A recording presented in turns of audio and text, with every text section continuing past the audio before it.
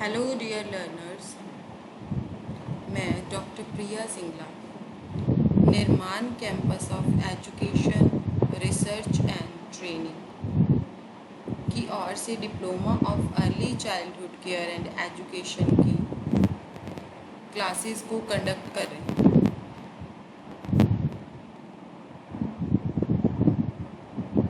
हमारा DECE 3 की class services and programs for children चल रही थी। असाइनमेंट जो है वो हमारी चल रही थी,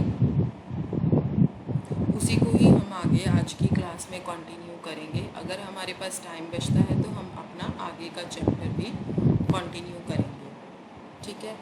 और DECE 1 और 2 की हमारी क्लासेस पहले कंडक्ट हो चुकी हैं। अभी DECE 3 और 4 की क्लासेस जो हैं वो चल रही हैं।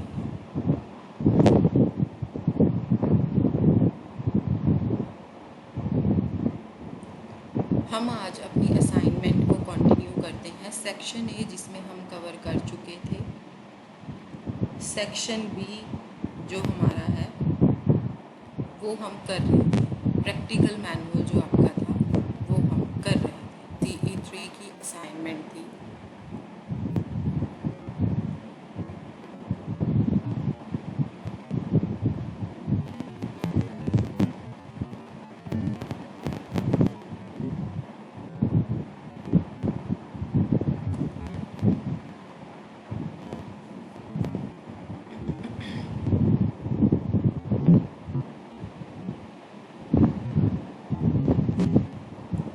मैं इसमें दोबारा से आपको एक बार बता देती हूँ कि आपको फर्स्ट पेज जो है असाइनमेंट का वो किस तरह से बनाना है।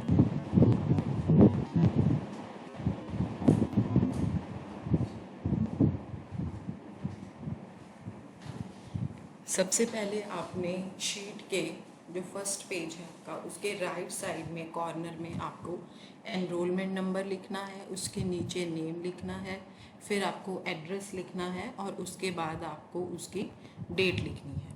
उसके बाद सेंटर में आपको कोर्स का टाइटल, असाइनमेंट का नंबर कौन सा है। जैसे अभी हम DEC 3 कर रहे हैं तो असाइनमेंट का नंबर हो जाएगा हमारा DECE 3। तो इसके बाद आपका स्टडी सेंटर या रीजनल सेंटर जो है वो आ जाएगा।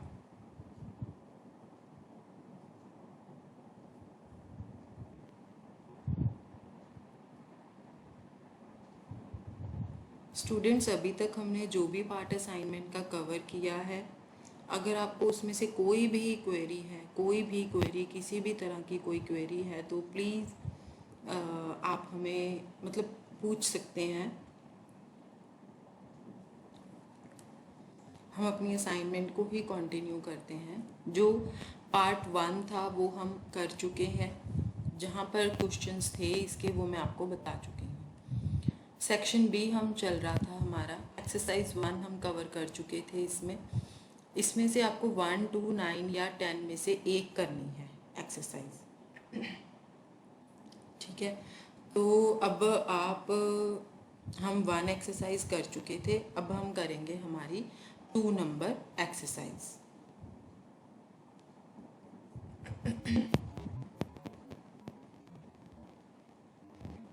ये हमारा मैनुअल है DECE 3 का।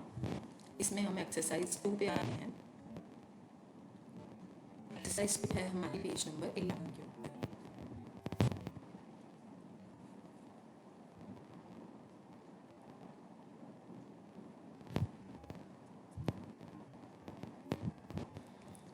सेकंड है आपकी एक्सरसाइज कि आपको एक ऑर्गेनाइजेशन या इंस्टीट्यूट या सेंटर विजिट करना है जहाँ पर आपके शहर में या आपके डिस्ट्रिक्ट में डिसेबल्ड बच्चे विजिट करते हों, ये जानने के लिए कि वहाँ पर किस तरह की एक्टिविटीज़ कंडक्ट होती हैं और किस तरह की सर्विसेज जो हैं वो डिसेबल्ड बच्चों को प्रोवाइड की जाती हैं। अब ऑब्जेक्टिव क्या है? इस एक्सरसाइज को करने से आप ये जान सकते हैं कि डिसेबल्ड बच्चों के लिए आपके एरिया में किस तरह की सर्विसेज जो अवेलेबल है। जनरली हम इन सर्विसेज के बारे में ज़्यादा सर्विसेज आप जानते होंगे, पर आपको ये नहीं पता होगा कि आपके शहर में भी ऐसा कोई सेंटर जो है वो चल रहा है। दूसरा हमारा ऑब्जेक्टिव है कि आप जो डिसेबल्ड बच्चे हैं आप उनकी नीड्स को सेंसिटाइज कर पाओगे।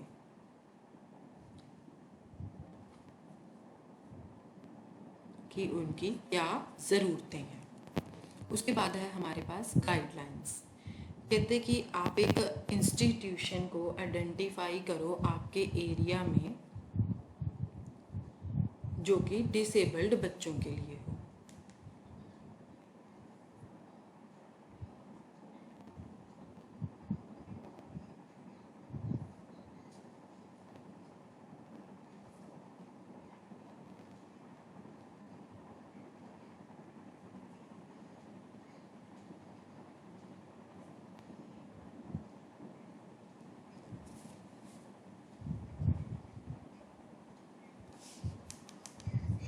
बच्चों को ही केटर करता है या फिर अलग अलग डिसेबिलिटीज़ वाले बच्चों को भी सर्विसेज प्रोवाइड करता है। कहते आप अवेयर होने चाहिए कि आपके एरिया में क्या सच में ऐसा कोई इंस्टीट्यूट है। अगर नहीं है तो आप कुछ और लोगों से बात करो जो कि प्री स्कूल सेंटर रन करते हों या वेलफेयर एक्टिविटीज़ में लोग इन्वॉल्व हों, उससे आपको काफ़ी ज़्यादा मदद मिलेगी।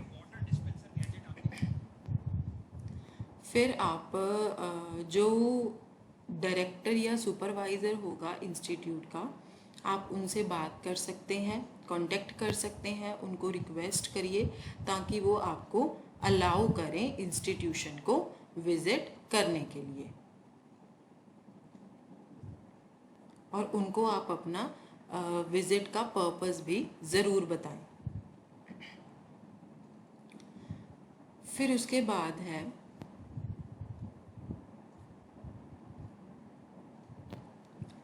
कि आपको ऑर्गेनाइजेशन या सेंटर में कम से कम आपका आधा दिन स्पेंड करने की ज़रूरत है ताकि आप वहाँ की एक्टिविटीज़ के बारे में जान सको। ये भी पॉसिबल है कि आपको सेकंड विज़िट भी ज़रूरी होगी क्योंकि और भी आप ज़्यादा डिटेल्स जानेंगे सेकंड विज़िट में।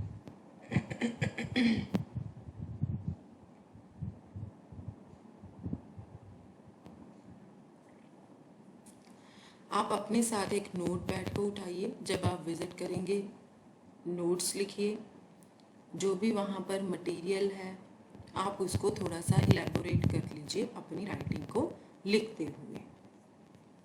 इसके बाद है कि आप एक रिपोर्ट को लिखिए, जैसे अभी नीचे बताया गया होगा उसी तरह से आप रिपोर्ट को लिखेंगे। Sorry, details of the experience.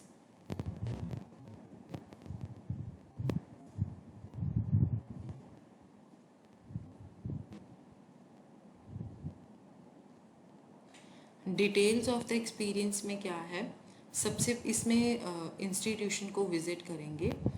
यहाँ पर आपके विज़िट के दो एस्पेक्ट्स होंगे। पहला है कि हमें जो लोग इंस्टीट्यूशन में बात कर रहे हैं उन लोगों से हमें बात करनी है या इंटरव्यू करना है हमें उन लोगों को।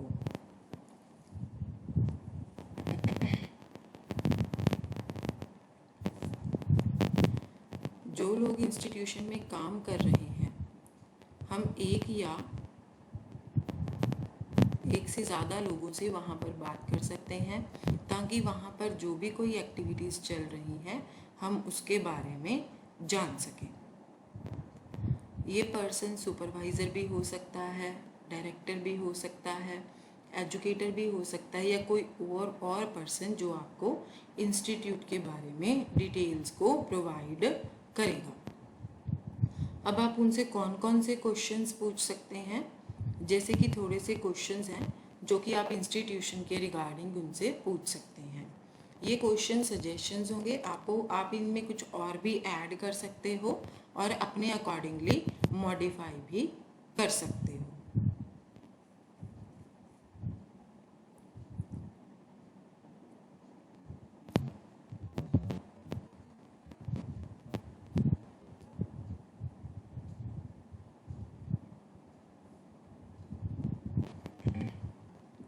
सबसे पहला क्वेश्चन क्या है कि इंस्टीट्यूशन कब सेटअप हुआ था।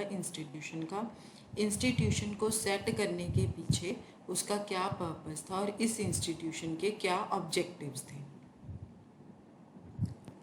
थर्ड है हमारा कि ये सेंटर जो है वो कितने ग्रुप ऑफ बच्चों को केटर करता है।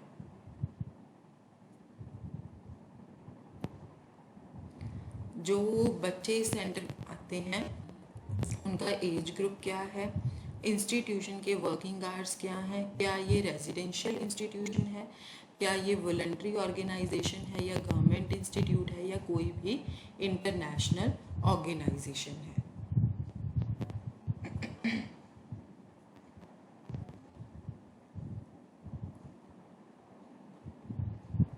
कौन सी एक्टिविटीज़ हैं जो यहाँ पर चलाई जाती हैं, जैसे कि medical treatment, vocational training, education, recreation या कोई और।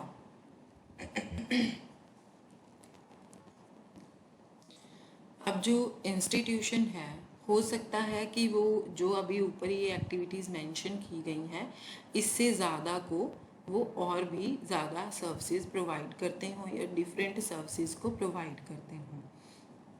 तो आपको वो हर चीज़ की डिटेल जो है वो फाइंड आउट करनी है। जैसे कि कौन सी ट्रेड में वोकेशनल ट्रेनिंग आप प्रोवाइड करते हो, ठीक है, और एजुकेशन की क्या नेचर है, इस तरह से। अब सोर्सेज क्या हैं फंडिंग के, कहाँ कहाँ से सोर्सेज मिलते हैं इंस्टीट्यूशन को, गवर्नमेंट से या फिर कोई इंटरनेशनल एजेंसीज हैं या कोई ट्रस्ट है या कोई डोनेशंस जो हैं वो मिलती हैं।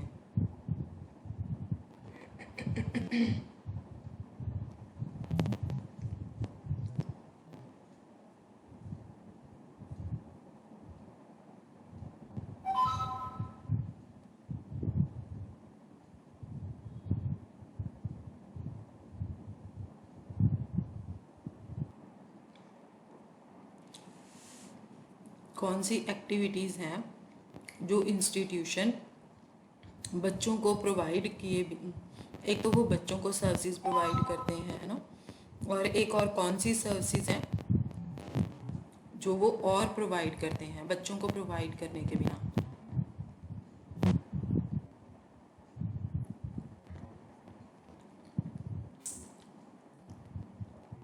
जैसे कि कोई जर्नल को पब्लिश करना, है ना, या फिर कोई न्यूज़लेटर पब्लिश करना, कोई वर्कशॉप को ऑर्गेनाइज करना, एग्जीबिशंस को होल्ड करना या कैंप्स को ऑर्गेनाइज करना।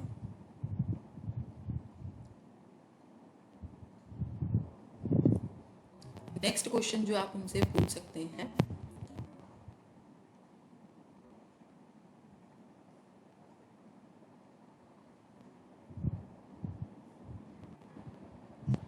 कि कौन से एफर्ट्स हैं जो कि एक इंस्टीट्यूशन द्वारा एक्टिविटीज़ को कंडक्ट करने के लिए किए जाते हैं और कम्युनिटी क्या इनमें से किसी में किसी ना किसी तरीके से इन्वॉल्व है या नहीं है। जैसे कि सेंटर को सेटअप करने के लिए इनिशियल फंड्स जनरेट करने, सेंटर की लैंड और बिल्डिंग प्रोवाइड करनी सेंटर को, और वॉलंटियर्स को इंस्टीट्यूशन में काम देना, या फिर इंस्टीट्यूशन के लिए अवेयरनेस को जनरेट करना।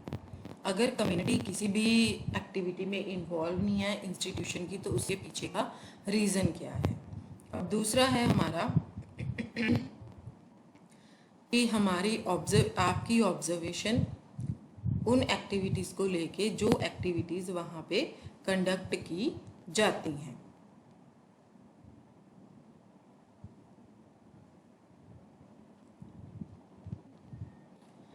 अब सेंटर में लोगों से बात करने के अलावा आप खुद भी वहाँ पर ये ऑब्ज़र्व कर सकते हैं कि वहाँ पर किस तरह की एक्टिविटीज़ इंस्टीट्यूशन में चल रही हैं। इससे आपको ये इन्फॉर्मेशन को कंफर्म करने में मदद मिलेगी कि आपको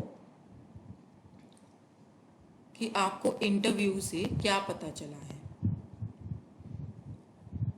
पर्सन को आप आपने जिसको इंटरव्यू किया है, आप उसको रिक्वेस्ट कर सकते हैं कि वो आपको इंस्टीट्यूशन का एक चक्कर लगवा दें, ताकि आप वहाँ पर जो भी कोई एक्टिविटीज़ चल रही हैं उनको आप देख सकें। जैसे कि अगर वोकेशनल ट्रेनिंग सेंटर में प्रोवाइड की जा रही है तो हम रूम को विज़िट करें जहाँ पर ट्रेनिंग दी जा रही है और वहाँ पर क्या क्या इक्विपमेंट्स अवेलेबल हैं, और जो इंचार्ज है वहाँ पर उसको आप बात करें जो कि ट्रेनिंग प्रोवाइड कर रहे हैं उसकी और फंक्शनिंग के लिए जानने के लिए कि और वहाँ पर क्या क्या चल रहा है। आप जो बच्चे वहाँ पर ट्रेनिंग को रिसीव कर रहे हैं उनसे भी आप बात कर सकते हैं।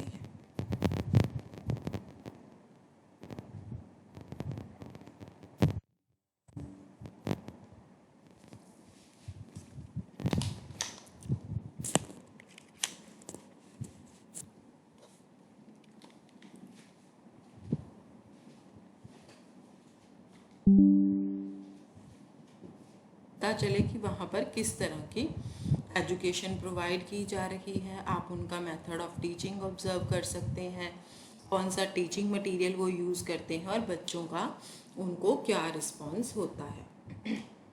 अगर कोई मेडिकल सर्विसेज प्रोवाइड की जा रही हैं तो आप जो भी कोई उसमें बंदा इन्वॉल्व है तब आप उससे बात कर सकते हैं।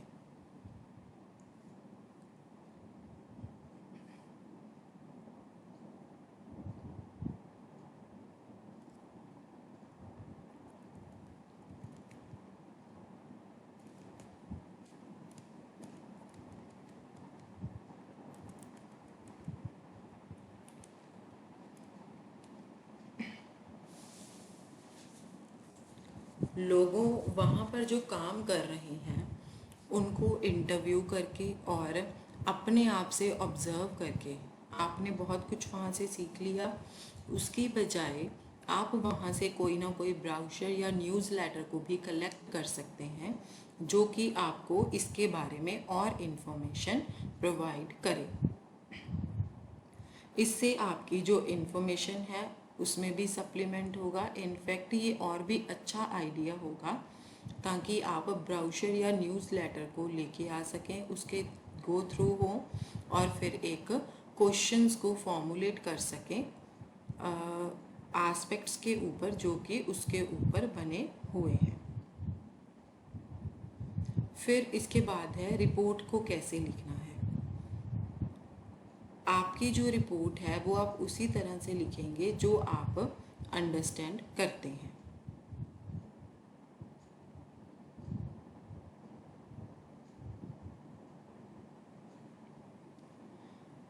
दो एस्पेक्ट्स हैं, एक इन्फॉर्मेशन जो आपने इंटरव्यू के थ्रू कलेक्ट की है और आपके खुद के व्यूज़ जो आपने इंस्टीट्यूशन में जो भी कोई काम चल रहा था उसको विज़िट करके ऑब्ज़र्व किया है।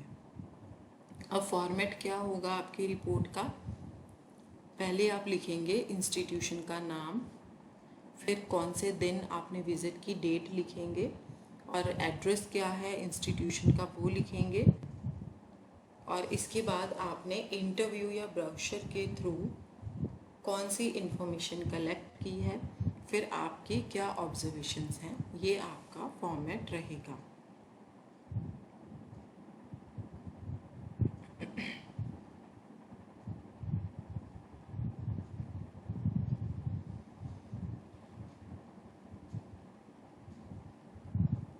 सर्टिफिकेशन ऑफ विजिट में क्या आएगा कि आपको एक नीचे सर्टिफिकेट दिया गया है, उस पर आपको उनसे साइन लेने हैं और रिपोर्ट के साथ अटैच करना है जो अपने आप काउंसलर को भेज रहे हैं।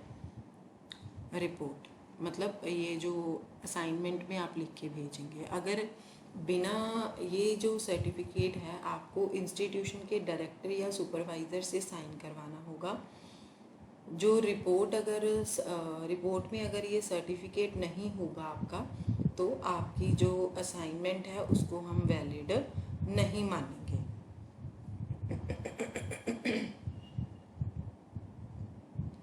सर्टिफिकेट जो है नीचे वाले पेज पे प्रिंट किया गया है, वही सेम सर्टिफिकेट है जो हमने एक्सरसाइज 1 में देखा था।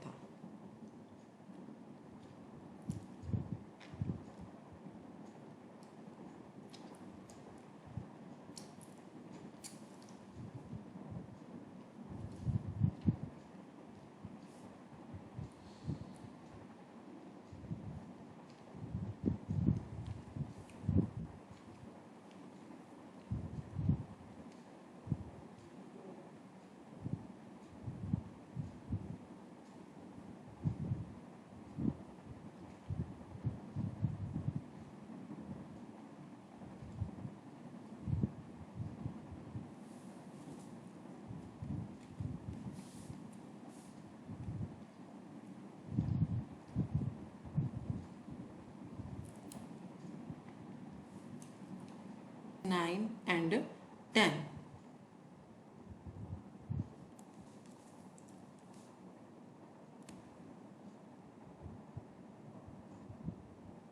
ये आपकी 9 एक्सरसाइज आ गई है।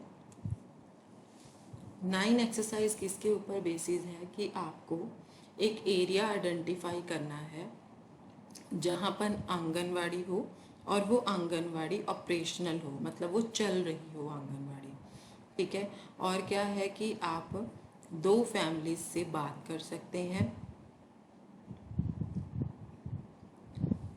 एक फैमिली वो होगी जिसमें 0 से 6 साल के बच्चे होंगे जो कि आंगनवाड़ी में पढ़ते होंगे, और दूसरा जिस घर में प्रेग्नेंट और लैक्टेटिंग वमेंस होंगी। उसके बाद आते हैं ऑब्जेक्टिव्स। अगर आप कौन कौन से ऑब्जेक्टिव हैं जिसकी वजह से हम ये मतलब हमें इससे क्या सीखने को मिलेगा।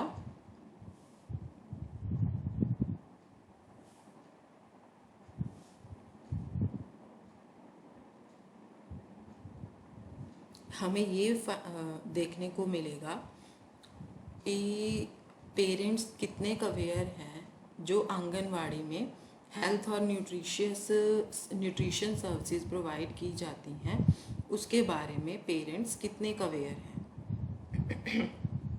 और हमें ये फाइंड आउट करना है बच्चों के पेरेंट्स से बात करके कि आंगनवाड़ी वर्कर्स जो हैं वो बच्चों की हेल्थ और न्यूट्रिशन नीड्स का कितना का ध्यान रखते हैं। और हमें ये भी फाइंड आउट करना है कि क्या हेल्थ और न्यूट्रिशन सर्विसेज जो हैं वो प्रेग्नेंट और लैक्टेटिंग वमेंस को भी वहाँ पर प्रोवाइड की जाती हैं। इसके बाद है हमारी गाइडलाइंस।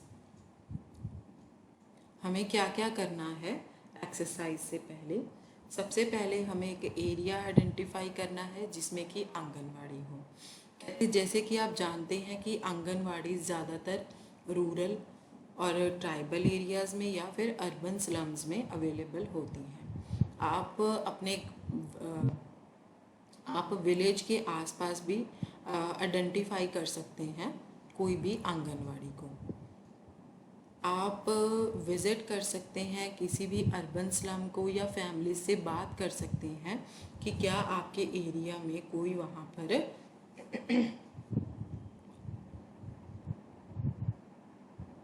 अवेलेबल है आंगनवाड़ी।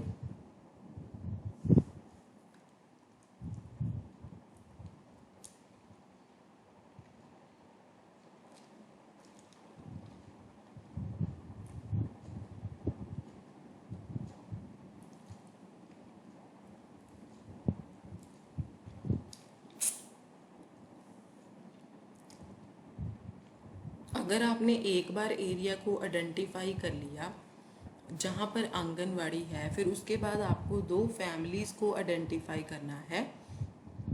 एक फैमिली जिसमें 6 साल तक की उम्र का बच्चा हो और दूसरी फैमिली जिसमें या तो प्रेग्नेंट वमेन हो या फिर लैक्टेटिंग वमेन हो।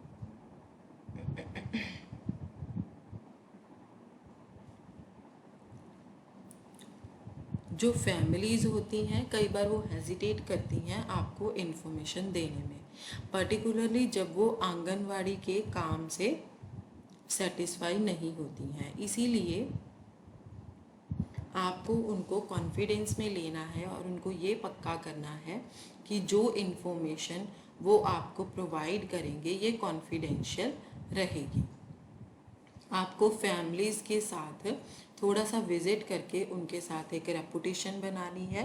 इंटरव्यू को कंडक्ट करने से पहले एक दिन फिक्स करिए इंटरव्यू के लिए और एक टाइम फिक्स करिए इंटरव्यू बच्चों की लेने के लिए। आपको हर फैमिली को सेपरेटली इंटरव्यू करना है।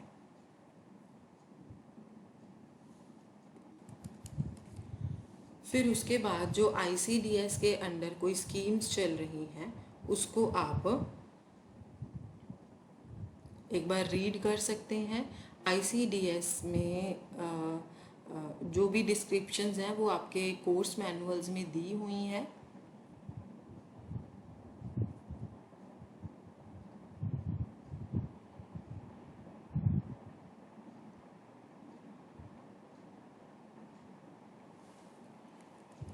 Details of the exercise, 2 interview schedules नीचे दिए हुए हैं, उनको यूज़ करके आपको इस एक्सरसाइज के लिए इंफॉर्मेशन इकट्ठी करनी है। आप अपनी तरफ से कुछ क्वेश्चंस को ऐड भी कर सकते हैं, अगर मॉडिफाई करना चाहें तो मॉडिफाई भी कर सकते हैं। ये आपकी सिचुएशन के ऊपर डिपेंड करता है।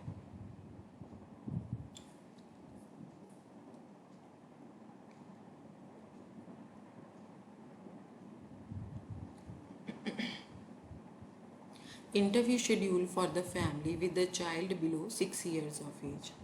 पहले उस फैमिली को इंटरव्यू करेंगे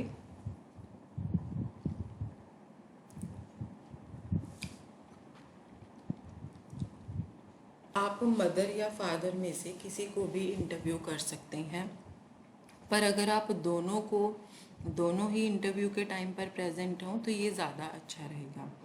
अगर दोनों में से कोई भी कोई चीज़ भूल जाता है तो दूसरा जो होता है उसको सप्लीमेंट कर देता है। इसके साथ साथ आपके पास कंक्लूजन तक पहुंचने के लिए 2 लोगों के रिस्पॉन्सेस हो जाएंगे। इंटरव्यू इंग्लिश में कंडक्ट करने की बजाय आप हिंदी में भी कंडक्ट कर सकते हैं, या उनकी कोई भी रीजनल लैंग्वेज होगी उस एरिया की, आप उस लैंग्वेज में इंटरव्यू को कंडक्ट कर सकते हैं।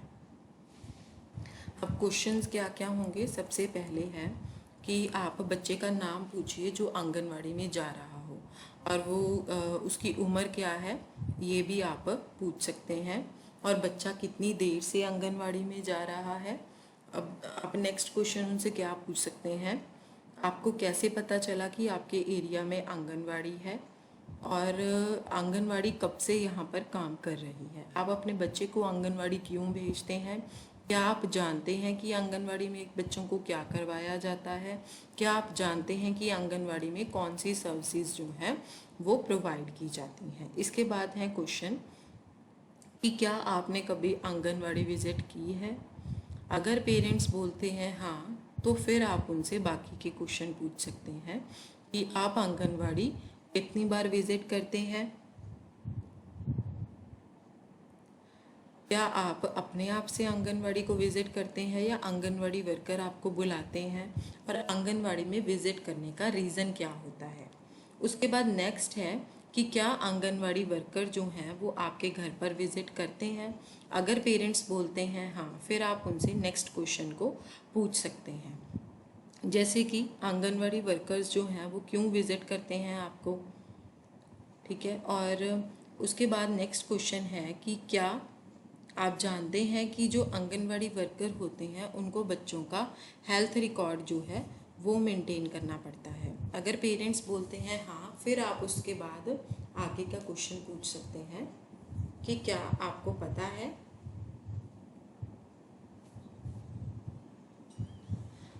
क्या आपने बच्चे का जो हेल्थ कार्ड है वो आपने देखा है।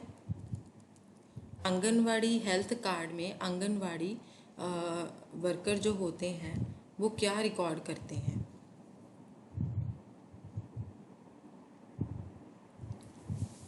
उनसे आप क्वेश्चन पूछ के आप ये पता लगा सकते हैं कि क्या हर महीने बच्चे का वेट लिया जाता है।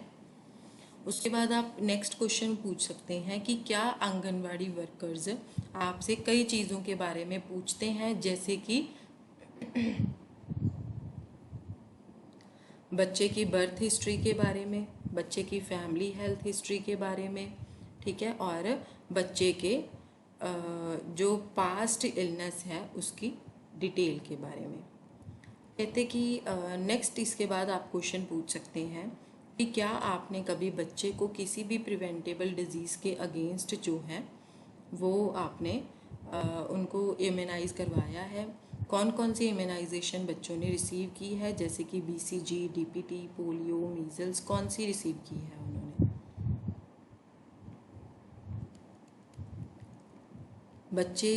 बच्चों को इम्यूनाइजेशन कहाँ पर दी जाती है, आंगनवाड़ी में या प्राइमरी हेल्थ सेंटर में, या फिर घर पर आकर विजिट करके वो बच्चों को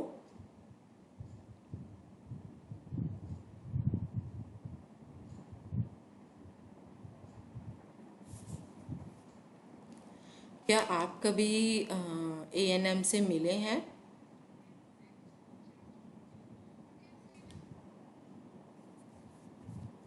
क्या आप कभी प्राइमरी हेल्थ सेंटर गए हैं? अगर हाँ तो आप वहाँ पर क्यों गए हैं।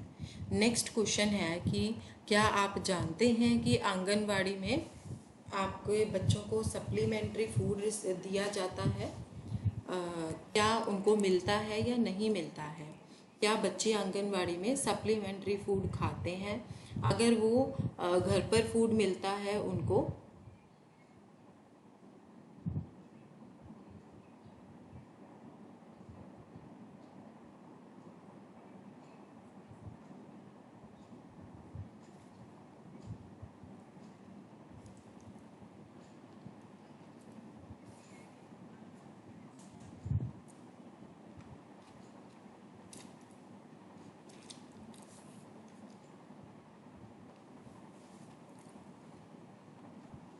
अगर बच्चे को घर पर फूड मिलता है क्या बच्चा अपने आप से खा लेता है, या आप उसको घर में बाकी बच्चों के साथ शेयर करने के लिए बोलते हो। क्या आंगनवाड़ी वर्कर ने कभी आपके साथ कोई बच्चे की हेल्थ या न्यूट्रिशनल स्टेटस को डिस्कस किया है।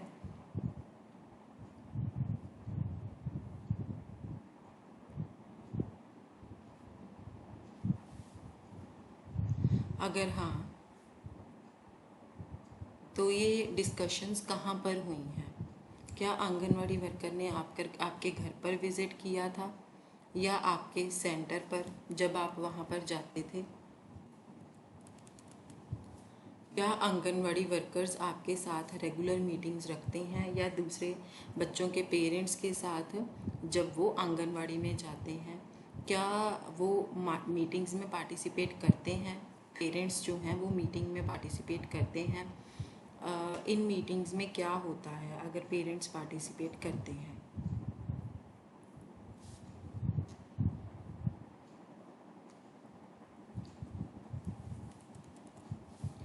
कहते कि क्या आंगनवाड़ी वर्कर ने आपको कभी भी इंफॉर्मेशन दी है कि आपका बच्चा हेल्दी है, या वो जिस तरह का भी फूड आपके बच्चे को देते हैं आपका बच्चा वो फूड खा लेता है। नेक्स्ट है हमारा interview schedule for pregnant lady और लैक्टेटिंग मदर।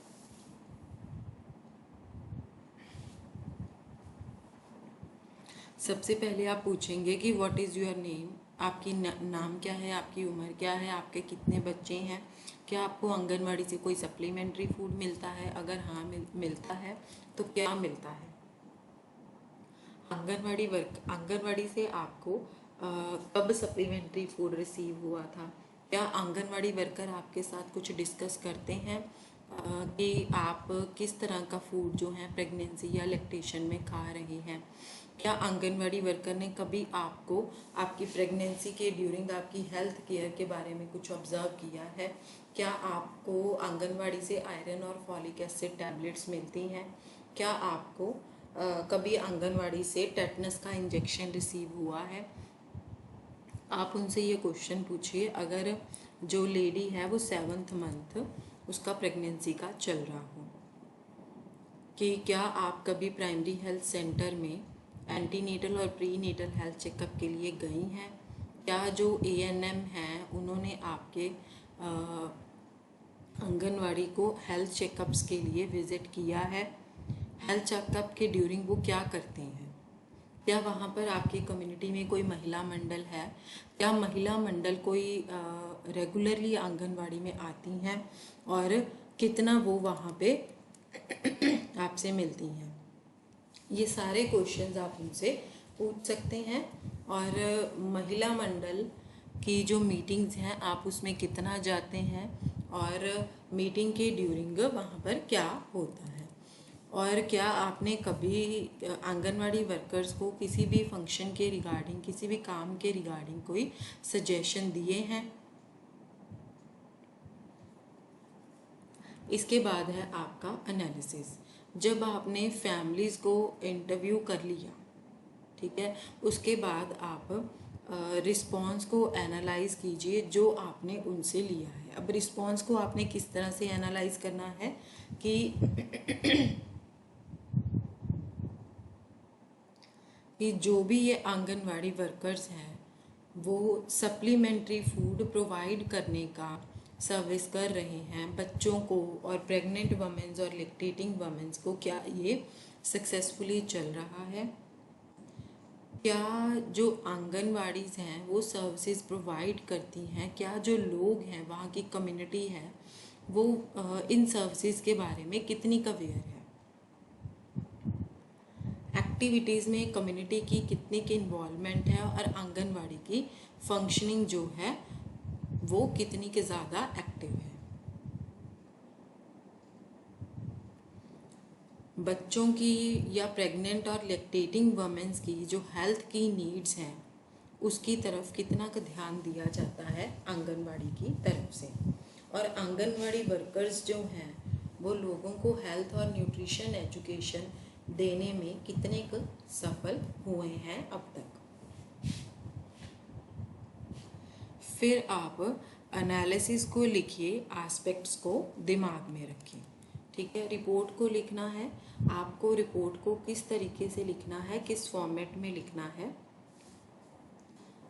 सबसे पहले आप लिखेंगे लोकेशन ऑफ द आंगनवाड़ी, क्या लोकेशन थी, और सिटी और विलेज और टाउन का नाम लिख सकते हैं आप इसमें। फिर आप बच्चों के पेरेंट्स को इंटरव्यू करके आपको क्या इन्फॉर्मेशन मिली। जब आप उनको इंटरव्यू कर रहे हैं तब आप अपने पास एक डायरी रख सकते हैं जिसमें कि आप नोट करिए शॉर्ट नोट्स की तरह।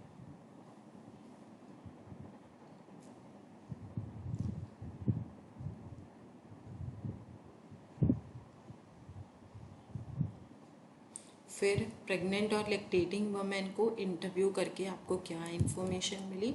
उसके बाद एनालिसिस, जैसे ये पॉइंट्स दिए गए हैं इस तरह से आप एनालिसिस को लिख सकते हैं जो भी आपने वहाँ पर नोट किया।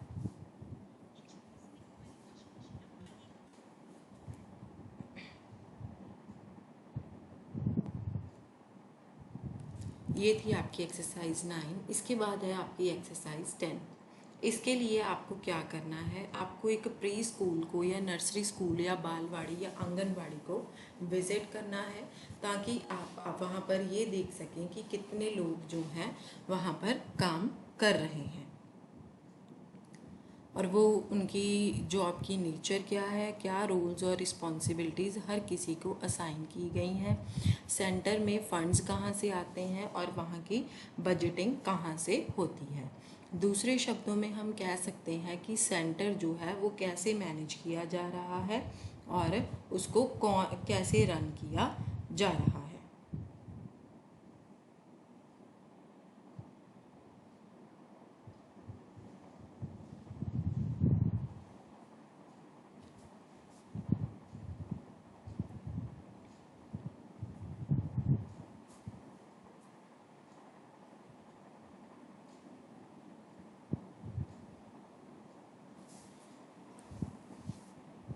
इस एक्टिविटी को करने के लिए आपको सेंटर को विज़िट करना पड़ेगा जो कि आपको प्रोजेक्ट वर्क के लिए असाइन किया गया है और उसके लिए डिटेल्स फाइंड आउट करनी पड़ेंगी, ठीक है। या फिर आप कोई और सेंटर भी आइडेंटिफाई कर सकते हो। इसके ऑब्जेक्टिव्स क्या हैं? एक तो आप एक पर्टिकुलर प्री स्कूल सेंटर को कैसे मैनेज किया जाता है और कैसे ऑर्गेनाइज किया जाता है, आप ये सीख पाओगे। और इसके बाद गाइडलाइंस हैं कि पहले हमें स्कूल को आइडेंटिफाई करना है, फिर हमें सेंटर के सुपरवाइज़र या डायरेक्टर से बात करनी है, और आपके विज़िट का पर्पस क्या है वो हमें उनको एक्सप्लेन करना है। फिर उसके बाद है, इस एक्सरसाइज के लिए जो भी हमें इंफॉर्मेशन की ज़रूरत है वो हमें वहाँ से लेनी है। उसके लिए सेंटर का जो भी कोई इंचार्ज होगा आपको उससे बात करने की ज़रूरत है, या कुछ एजुकेटर्स जो वहाँ पर काम कर रहे हैं।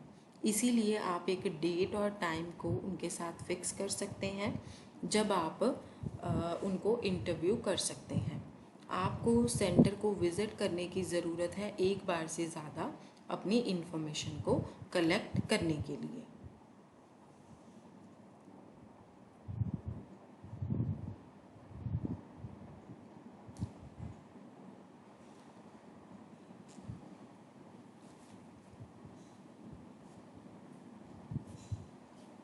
नेक्स्ट सेक्शन में हमें क्या करना है, हमें इंफॉर्मेशन आपको ये भी वहाँ पर मेंशन करना होगा कि आपको किस तरह की इंफॉर्मेशन कलेक्ट करने की ज़रूरत है। कुछ जर्नल पॉइंट्स होते हैं, कुछ स्पेसिफिक इंफॉर्मेशन भी होती है जो आप सेंटर को विज़िट करके ही आइडेंटिफाई कर सकते हैं।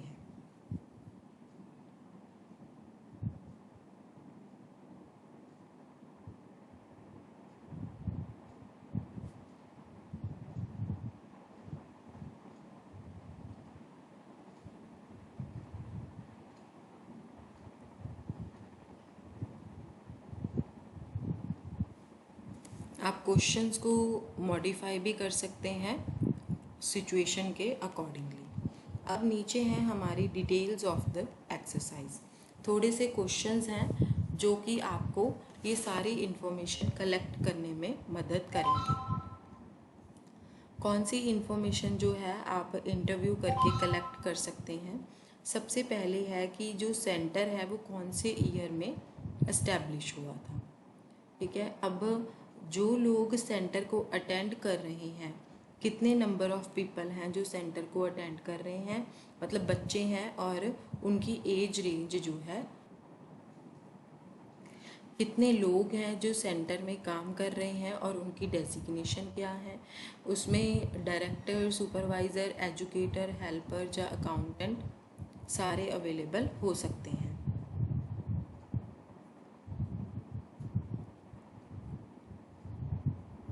सेंटर की हायरार्किकल जो ऑर्गेनाइजेशन है कि कौन किसको रिपोर्ट कर रहा है।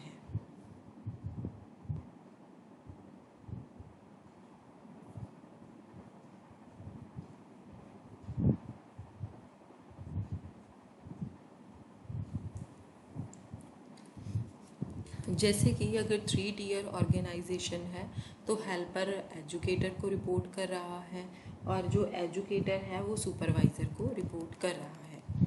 ये हायरार्किकल ऑर्गेनाइजेशन में जैसे कि हेल्पर एजुकेटर को, एजुकेटर सुपरवाइज़र को, और ये दोनों एक दूसरे को।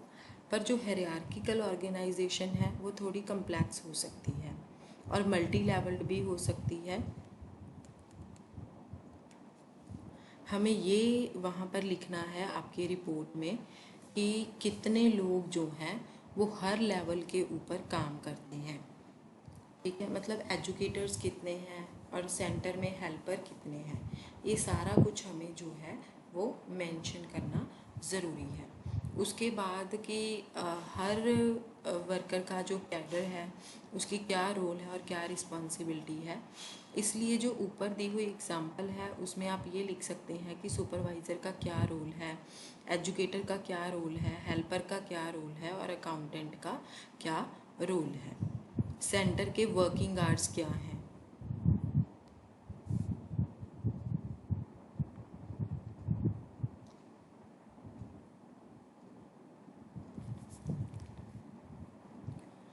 जो वहाँ पर सेंटर में लोग काम करते हैं उनके वर्किंग आवर्स क्या हैं, लोग वहाँ पर जल्दी भी आ सकते हैं या लेट तक भी रहते हैं, क्या सेंटर की एक्टिविटीज़ मतलब जब बच्चों के साथ सेंटर की एक्टिविटीज़ क्लोज हो जाती हैं उससे पहले भी आ जाते हैं और लेट भी आते हैं। सोर्सेज क्या हैं फंड के सेंटर के पास, उसके लिए आप ऑप्शन दे सकते हैं जैसे कि grant for the government, grant from voluntary organisations, donations, fees from children या कोई और। उसके बाद बजटिंग, उसकी आप एक ब्रॉड आउटलाइन दे सकते हैं कि वो कैसे बजट को प्रिपेयर करते हैं, किन किन डिफरेंट हेडिंग्स के अंडर वो खर्चे को डालते हैं कि कितना खर्चा किसके लिए हुआ है और कितनी अप्रॉक्सीमेट हर हेड के अंडर एलोकेशन की जाती है मनी के लिए। जैसे कि एक्टिविटीज़ के लिए मान लीजिए 10,000 हो गए, सैलरी के लिए 20,000 हो गए, इस तरह से। ठीक है, फिर जो वहाँ के एम्प्लॉयज़ हैं उनके काम का सिस्टम क्या है रिव्यू का, कि सेंटर में कैसे रिव्यू किया जाता है एम्प्लॉयज़ को, फोर्टनाइटली मीटिंग्स में, मंथली मीटिंग्स में, या कोई सेल्फ अप्रेशल क्वेश्चनियर दिया जाता है या डायरेक्टर द्वारा सुपरविजन की जाती है। हो सकता है कि इसके अलावा और भी कोई मेथड हो या एक से ज़्यादा मेथड भी हो सकते हैं जो फॉलो किए जाते हों वहाँ पर उनको देखने के लिए कि कौन किस तरह से काम कर रहा है और कौन कौन सी एक्टिविटीज़ हैं जो कि सेंटर में चलती हैं बच्चों को एजुकेशन देने के लिए।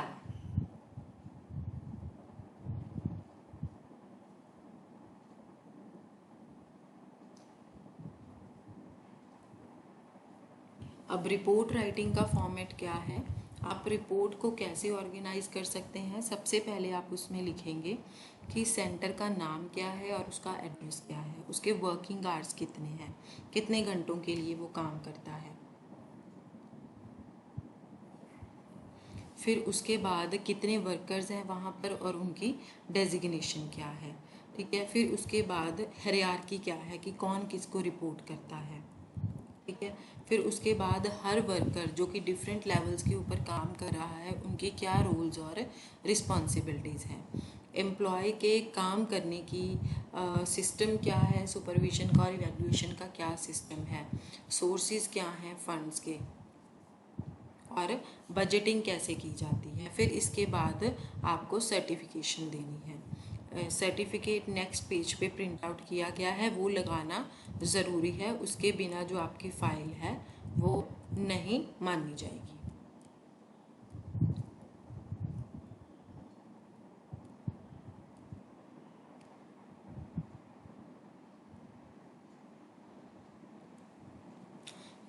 जो हमने ऊपर भी इसमें यहाँ पे मेंशन नहीं है कहीं पर सर्टिफिकेट, आपके मैनुअल में हो सकता है कि जो आपके पास नए मैनुअल हो उसमें कोई ना कोई ये है इसमें मेंशन है ना, पर काफ़ी लाइट है।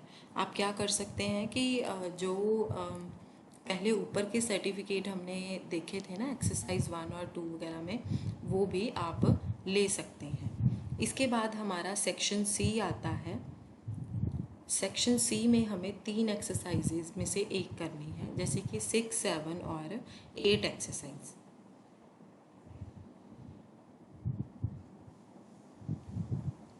सबसे पहले हम ये 6, 7, 8 हम कॉन्टिन्यूसली देख लेते हैं, है ना।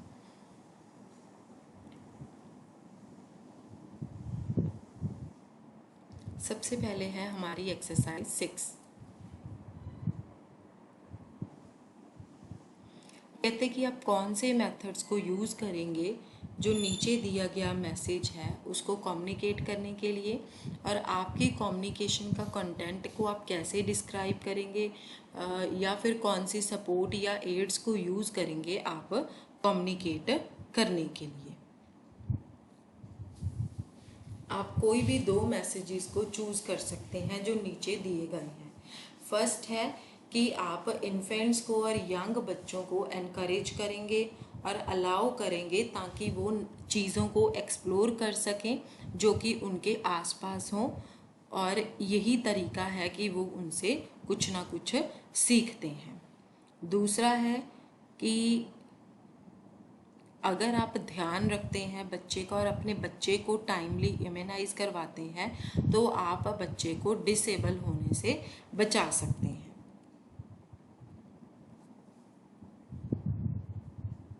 जो भी मैसेज आप ऊपर में से कोई भी चूज करेंगे वो आपने बच्चों के ग्रुप, जो पेरेंट्स हैं उनके ग्रुप्स को कम्युनिकेट करना है। ये पेरेंट्स जो हैं जो ये ऑब्जर्व करेंगे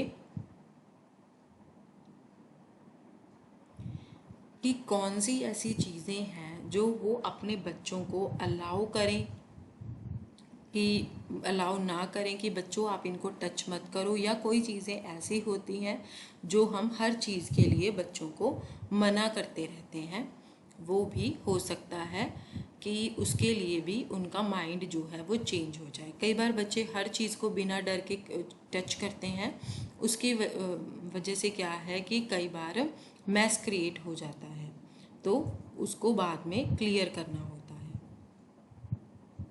कई बार वो इस बात से भी डरते हैं कि बच्चे जो हैं एक्सपेंसिव चीज़ों को तोड़ देंगे, इसीलिए जब बच्चा क्रॉल करता है, घर में इधर उधर घूमता है, तो वो कॉन्टीन्यूसली बच्चों को चीज़ों को टच करने से बचाते रहते हैं। और कई बार बच्चा मान लीजिए अगर कोई चीज़ लेता भी है, ठीक है, तो वो जल्दी वहाँ पर आते हैं और उस बच्चे को दूर ले जाते हैं और उसको कहते हैं कि नहीं, आपने ये चीज़ नहीं लेनी है, ठीक है।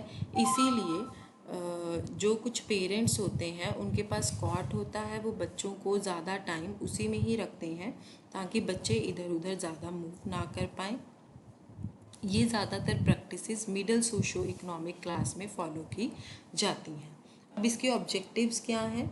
सबसे पहले आपको जो मैसेज कन्वे करना है उसको ध्यान में रख के, और कौन सी ऑडियंस को आपने मैसेज देना है उसको ध्यान में रख के आप कम्युनिकेशन का मेथड सेलेक्ट करेंगे। फिर उसके बाद आप ये देखेंगे कि आपने मैसेज में लोगों को क्या देना है, क्या डिलीवर करना है। गाइडलाइंस क्या हैं? सबसे पहले आप ब्लॉक 4 को रीड आउट करेंगे, यही DEC 3 के मैनुअल में। फिर आप DEC के 1 के मैनुअल का रीड ब्लॉक 2 एंड 3, क्योंकि उसमें आपको ये पता चल जाएगा कि बच्चों को चीज़ों को एक्सप्लोर करना हमें क्यों सिखाना चाहिए, क्यों देना चाहिए कि बच्चे हर चीज़ को एक्सप्लोर करें, ये क्यों इम्पॉर्टेंट है। उसके बाद डिसेबिलिटीज़ के लिए आप DECE 3 का ब्लॉक 2 और 3 एक बार पढ़ लीजिएगा। उसके बाद है डिटेल्स ऑफ द एक्सरसाइज। हमें एक्सरसाइज को कैसे लिखना है उसके लिए फॉर्मेट दिया गया है। सबसे पहले कि आप कौन सा मेथड या कॉम्बिनेशन ऑफ मेथड्स को यूज़ करेंगे मैसेज को कम्युनिकेट करने के लिए। जैसे कि आप यहाँ पर मेथड्स लिख सकते हैं, फिर उसकी इम्पोर्टेंस क्या है, आप क्यों आपने वो मेथड को चूज़ किया है, ठीक है, वो आप 1 या 2 पैराग्राफ्स में बता दे सकते हैं। उसके बाद नेक्स्ट आपके मैसेज का कंटेंट क्या होगा, आप वहाँ पर लोगों को क्या बताएंगे। उसके बाद आप नेक्स्ट लिख सकते हैं कि आप क्या सपोर्ट यूज़ करेंगे, क्या ऑडियो विजुअल एड्स को यूज़ करेंगे मैसेज को कम्युनिकेट करने के लिए। कौन से एस्पेक्ट्स आपके माइंड में होंगे जब आप मेथड को चूज़ करेंगे कम्युनिकेशन के लिए यूज़ करने के लिए। इसके बाद है आपका एक्सरसाइज 7।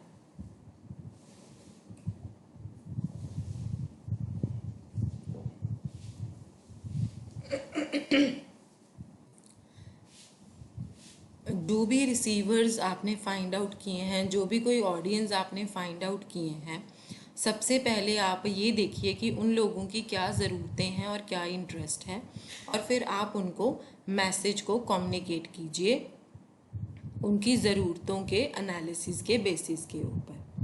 अब इसके क्या ऑब्जेक्टिव्स हैं? इससे आप जो आपकी ऑडियंस है उनके ग्रुप के रिसीवर्स की नीड्स को आइडेंटिफाई कर सकते हैं, उनकी कम्युनिटी की नीड्स के अकॉर्डिंगली जो भी कोई अप्रोप्रिएट मैसेज होगा उसको फॉर्मुलेट कर सकते हैं, या फिर जो ग्रुप है रिसीवर्स का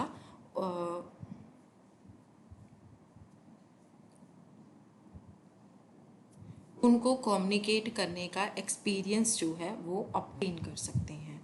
अब हमें एक्सरसाइज को शुरू करने से पहले अपने पास क्या डिटेल्स रखनी है, हम एक रिसीवर को आइडेंटिफाई करेंगे या ग्रुप ऑफ रिसीवर्स को आइडेंटिफाई करेंगे। ठीक है, आपका जो रिसीवर है वो छोटे बच्चों से लेके बड़े लोगों तक हो सकते हैं।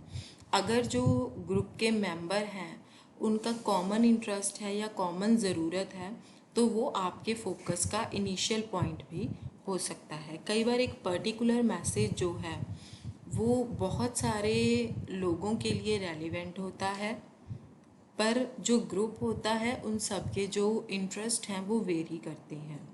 अब जो रिसीवर्स हो सकते हैं, हो सकता है कि वो बड़ी फैमिलीज से हों, हो सकता है कि वो न्यूक्लियर फैमिलीज से हों। मान लीजिए अब प्री स्कूलर बच्चों का ग्रुप है एक फैमिली में, ठीक है, और एडलेसेंट गर्ल्स का ग्रुप है, प्रेग्नेंट वमेंस का और लैक्टेटिंग, इन सबको आपने मैसेज कम्युनिकेट करना है। ठीक है, तो हर किसी का जो इंटरेस्ट होगा वो डिफरेंट होगा, इसीलिए आपको पहले ये देखना है कि आपका जो ग्रुप है वो कौन सा है।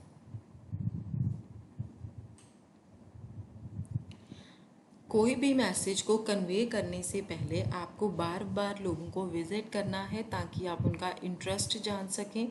ठीक है, और आप ये जान सकें कि आपने किन लोगों को चूज़ करना है मैसेज को डिलीवर करने के लिए, कौन से लोग हैं जो थोड़े से नीडी होंगे। इसीलिए उसी तरह से आप अपना मैसेज जो है वो डिसाइड कर सकते हैं कि कौन सा मैसेज जो है वो किसके लिए अप्रोप्रिएट रहेगा।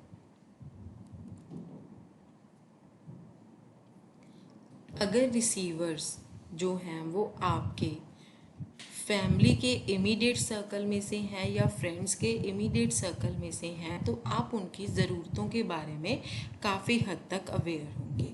इस केस में क्या है कि सिर्फ थोड़ी सी इंटरेक्शन से ही आप जो है अपना मैसेज बना सकते हैं, पर अगर आपका जो सर्कल है वो बिल्कुल डिफरेंट है तो आपको उनके साथ पहले थोड़ी अपनी रेपो बिल्ड करनी पड़ेगी, फिर ही आप उनसे ये जान सकते हैं कि आप उन लोगों को किस तरह के मैसेज की ज़रूरत है।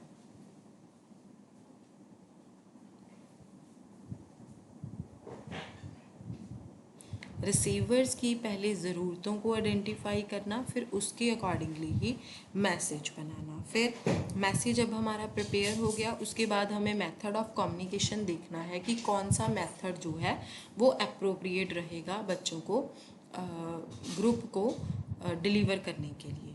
अब जो मेथड आप अडॉप्ट करते हैं वो ग्रुप ऑफ रिसीवर्स के लिए सूटेबल होना चाहिए। जैसे अब एग्जांपल दी गई है कि केस स्टडी मेथड जो है वो प्री स्कूलर्स के लिए सूटेबल नहीं है। एडलेसेंट्स केस स्टडी मेथड को समझते हैं और उसके थ्रू लर्न भी कर सकते हैं।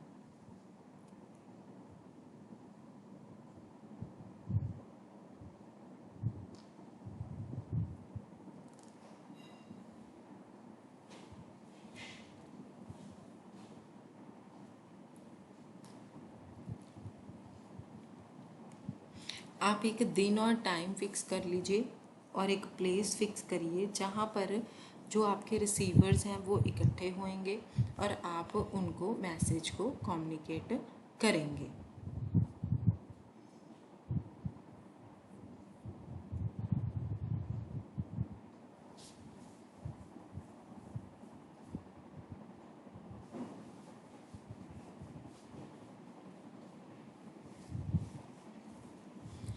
आप अपनी कम्युनिकेशन सपोर्ट यानी कि कोई भी ऑडियो विजुअल मेथड है, कोई भी ऑडियो विजुअल चीज़ें हैं, आप उसको अपने पास रेडी रखिए।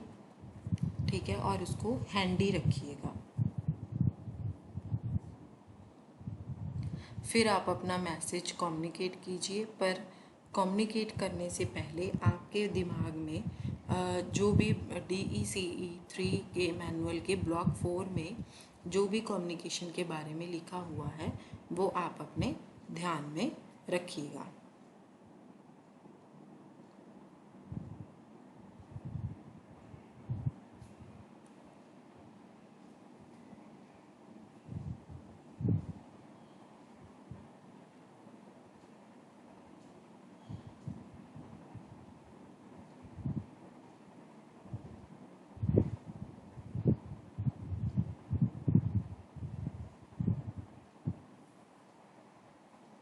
फिर रिपोर्ट राइटिंग आती है।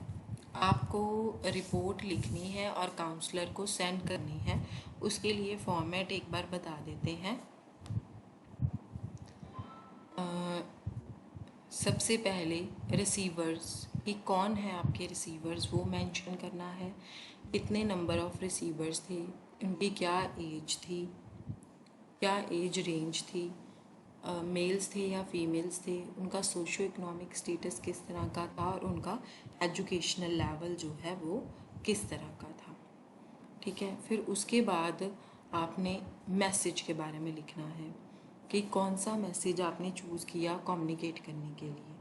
ठीक है। फिर आपने ये लिखना है कि मैसेज को आपने जो चॉइस किया उसकी क्या इम्पोर्टेंस थी, आपने क्यों वो मैसेज को चूज़ किया, वही पर्टिकुलर मैसेज को आपने क्यों चूज़ किया लोगों को डिलीवर करने के लिए।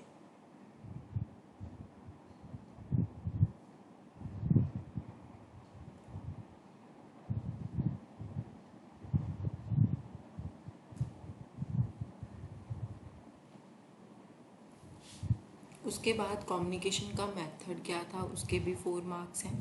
पहले भी सबके 4 मार्क्स थे। फिर मेथड कम्युनिकेशन का आपने कौन सा यूज़ किया, आप मेथड वहाँ पर लिखेंगे जो आपने यूज़ किया कम्युनिकेट करने के लिए, और वही मेथड आपने क्यों चूज़ किया, उसकी क्या इम्पोर्टेंस थी, वो उसके भी 4 मार्क्स हैं। फिर कंटेंट क्या था कम्युनिकेशन का, आपने लोगों को क्या डिस्क्राइब किया, क्या कम्युनिकेट किया, लेक्चर, डिस्कशन, डेमोन्स्ट्रेशन, कौन सा मेथड आपने यूज़ किया, वो सब कुछ आपको यहाँ पर लिखना है। फिर आपने कम्युनिकेशन के ड्यूरिंग कौन सी सपोर्ट और एड को यूज़ किया, इसमें आप डिस्क्राइब करेंगे। अगर पॉसिबल है आप जो आपने सपोर्ट वगैरह यूज़ की है उसको आप यहाँ पर पेस्ट भी कर सकते हैं या साथ में सबमिट भी कर सकते हैं।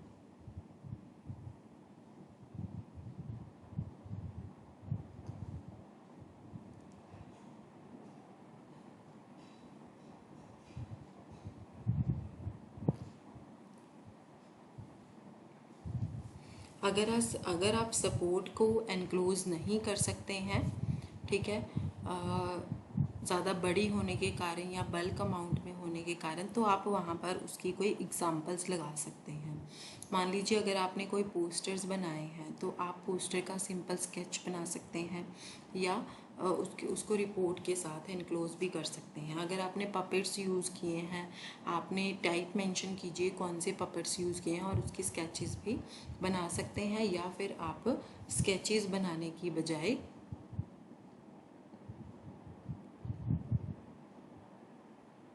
वहाँ पर आप पिक्चर्स को क्लिक करके भी लगा सकते हैं। इसके बाद आपने एनालिसिस लिखना है। इसमें क्या एक्सप्लेन होना चाहिए कि आप लोगों के एटीट्यूड में, बिलीफ में, थिंकिंग में, इंफॉर्मेशन में चेंजेस लाने के लिए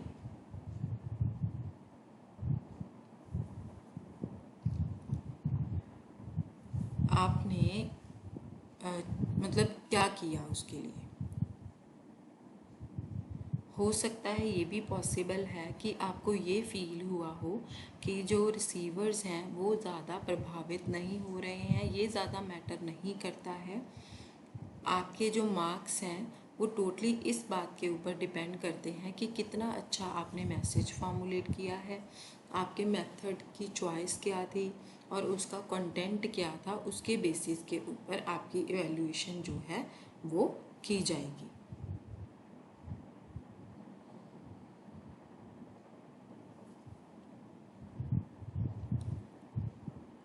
अगर आपको फील होता है कि आपका मैसेज जब आपने कम्युनिकेट किया वो सक्सेसफुल नहीं रहा, तब आप इसके लिए भी रीज़न को ढूंढ सकते हैं। रीज़न में भी हो सकता है कि आपने कम्युनिकेशन के लिए भी आप में स्किल्स डेवलप नहीं हुई थी, ठीक है, या आपका मैसेज की चॉइस जो थी वो इनअप्रोप्रिएट थी, या फिर कम्युनिकेशन का जो मेथड था वो सूटेबल नहीं था, ठीक है, या फिर कुछ और फैक्टर्स जैसे कि इलेक्ट्रिसिटी की कमी है ना, या फिर कोई और भी फैक्टर्स हो सकते हैं। इसके बाद है हमारी एक्सरसाइज 8। एक्सरसाइज 8 में हमें क्या करना है, हमें लोगों को, कम्युनिटी को ये मैसेज देने के लिए हमें एक कंपेन प्लान करना है। कौन सा मैसेज है कि प्री स्कूल एजुकेशन जो है वो बच्चों की हर तरह की डेवलपमेंट में हेल्प करती है। आप बच्चे को प्री स्कूल में रोज़ भेजिए। अब कम्युनिटी की प्रोफाइल क्या है, जिन लोगों को आपने ये मैसेज कन्वे करना है वो लोअर सोशो इकोनॉमिक लेवल को बिलोंग करते हैं और वो कॉलोनी के हाउसेस में रहते हैं जो कि शहर के बाहर हैं। ज़्यादातर वमेंस जो हैं वो पढ़ी लिखी नहीं होती हैं। जो मेन होते हैं ज़्यादातर उन्होंने 5वीं क्लास के एग्ज़ाम ही पास किए होते हैं। ज़्यादातर फैमिलीज़ में 3 से 4 बच्चे होते हैं और कम से कम एक बच्चा जो है वो 3 से 5 साल की रेंज का ज़रूर होता है। लोकेलिटी में एक बालवाड़ी हो और जो ज़्यादातर प्री स्कूल के बच्चे होते हैं वो बालवाड़ी में एनरोल करते हैं, सिर्फ थोड़े से ही अटेंड करते हैं। अगर आप पेरेंट्स से बात करेंगे तो आपको ये पता चलेगा कि उनमें से बहुत सारे लोग ये सोचते ही नहीं हैं कि प्री स्कूल या बालवाड़ी अटेंड करने से उनके बच्चों को कोई बेनिफिट होगा। वो ये फील करते हैं कि अगर बच्चे घर पर ही रहेंगे तो वो उनके लिए ज़्यादा यूज़फुल होगा, वो घर का ध्यान रखेंगे और अपने छोटे भाई बहनों का ध्यान रखेंगे। अब हम लोगों को 2 तरह की एक्टिविटीज़ में इन्वॉल्व कर सकते हैं ताकि वो उनकी लिविंग को वो अर्न कर सकें, चाहे वो फार्म्स में काम करते हैं या फिर वो शहर में नौकरी के लिए काम करते हैं।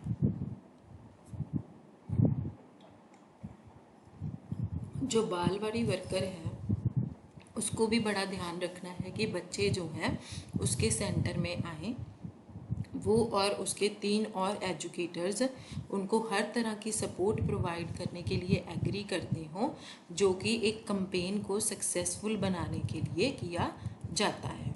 वो ये महसूस करते हैं कि अगर हम सरपंच को कन्विंस कर सकते हैं या किसी और ओपिनियन लीडर को कन्विंस कर सकते हैं तो प्री स्कूल एजुकेशन की नीड के लिए हमें उनको कन्विंस करना चाहिए। वो उनके पेरेंट्स को भी फिर कन्विंस कर सकते हैं अगर वो सरपंच या कोई और ओपिनियन लीडर को कन्विंस करते हैं। पेरेंट्स को इंडिविजुअल लेवल पे भी आपको कन्विंस करने की ज़रूरत होती है। इसके बाद है ऑब्जेक्टिव्स कि आप ये काम क्यों करना चाहते हैं।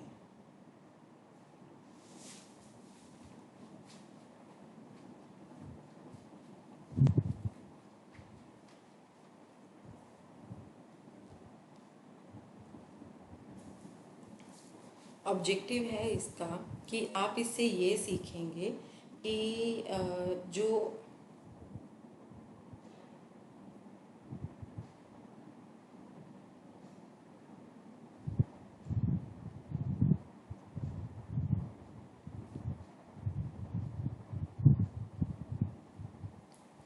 कि कैसे हमने मैसेज को कम्युनिकेट करने के लिए कंपेन को प्लान करना है।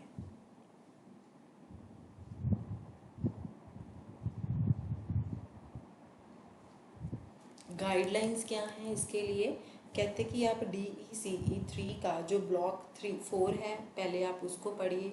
उसमें आपको कम्युनिकेशन के क्या मेथड्स हैं, क्या स्ट्रेटजीज हैं, वो आपको देखने को मिलेंगे।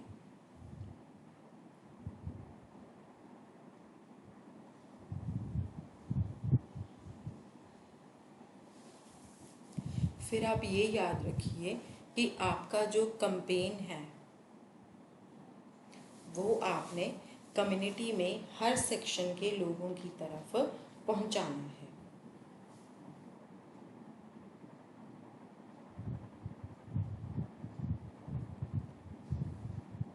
जो ओपिनियन लीडर्स हैं या पेरेंट्स हैं, जो पेरेंट्स हैं वो फार्मिंग में इन्वॉल्व होते हैं या फिर वो शहर की तरफ जाते हों, हमें हर किसी को जो है उसमें इन्वॉल्व करना पड़ेगा।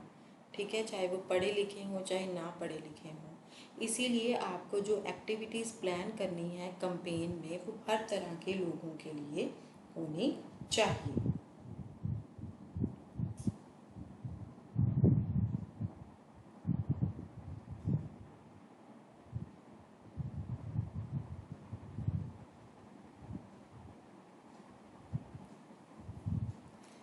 कम्युनिकेशन का जो मेथड है जो आप यूज़ करेंगे वो लोगों के ग्रुप के ऊपर डिपेंड करता है कि आपकी जो एक्टिविटी, जो ऑडियंस है वो किस तरह की है पर्टिकुलर एक्टिविटी के लिए। अब डिटेल्स क्या है एक्सरसाइज की। सबसे पहले आप कंपेन को प्लान करेंगे, उसके लिए आप फॉर्मेट फॉलो करेंगे कंपेन को लिखने के लिए। सबसे पहले आप लिखेंगे ड्यूरेशन क्या है कंपेन की, मतलब कितने दिनों के लिए आपने कंपेन को ऑर्गेनाइज करने का प्लान किया है। फिर आप कौन सी एक्टिविटीज़ हैं जो हर दिन उस कंपेन में आप करवाएंगे, उसको आप डिस्कशन, वो डिस्कशंस में भी हो सकती हैं, क्विज भी हो सकते हैं, competition, wall writings, role play, drama, puppet show, lecture या कोई और एक्टिविटी भी हो सकती है। हर एक्टिविटी को आप डिटेल में लिखिए। मतलब जैसे मान लीजिए कोई स्टोरी है, ठीक है, तो पहले आप स्टोरी का जिस्ट लिखिए। अगर लेक्चर है तो लेक्चर के पॉइंट्स क्या हैं, ठीक है। अगर आप प्लान कर रहे हैं वॉल पे कोई स्लोगन लिखने को तो वो स्लोगन्स क्या हैं। थर्ड है कि आप ग्रुप ऑफ लोगों को मेंशन करिए कि आप कौन से ग्रुप को टारगेट कर रहे हैं, उनका सोशो इकोनॉमिक स्टेटस क्या है, एज ग्रुप क्या है, प्रेग्नेंट वमेंस हैं, बच्चे हैं, किसको आप टारगेट कर रहे हैं। और जो ऑडियंस हैं आपकी एक्टिविटी के लिए वो ओपिनियन लीडर्स हैं, फादर्स हैं, मदर्स हैं, कोई भी हैं। और आपने ऐसा क्यों सोचा कि ये जो एक्टिविटी आपने प्लान की है वो उनको हेल्प करेगी किसी ना किसी चीज़ में।